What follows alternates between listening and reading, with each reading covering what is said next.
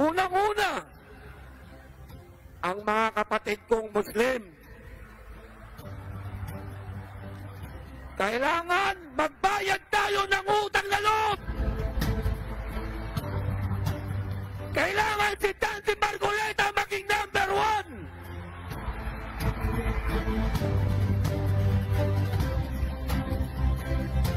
1. Sa tulong,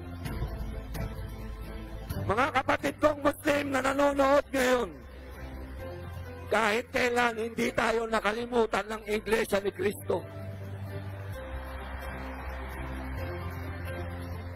Sa tuwing dumadanas tayo ng gera, ng kahirapan, ng bagyo, nandyan ang lingap sa atin.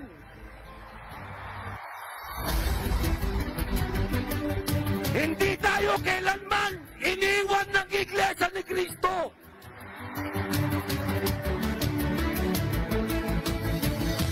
Kaya mga kapatid ko, sa May 12, number 1, Dante Marcoleta!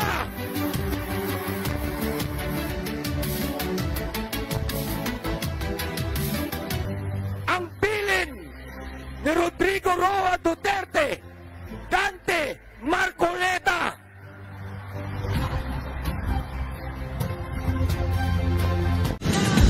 Don't forget to smash.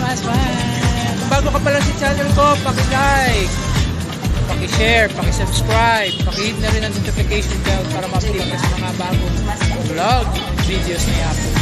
Salamat sa support!